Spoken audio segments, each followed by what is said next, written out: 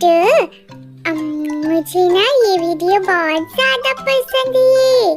हाँ बुबू, मुझे भी। डुडू, मुझे ना प्यास लगा है, तुम रुको, मैं अभी आती हूँ। ओके बुबू, जल्दी आ जाना।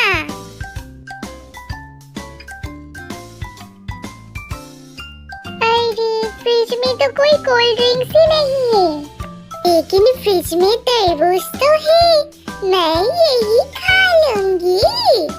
नम नम नम नम नम नम नम नम नम नम नम नम।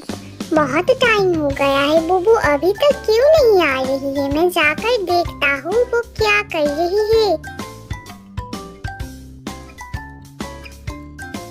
अरे बुबू, तुम फ्रिज के अंदर घुसकर क्यों तरबूज खा रही हो? बाहर भी आकर खा सकते हो ना तुम।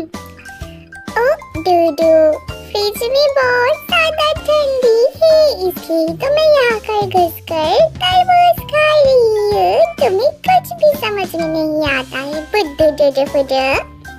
ओह माय क्यूट प्रिंसेस, तुम बहुत ज्यादा क्यूट हो।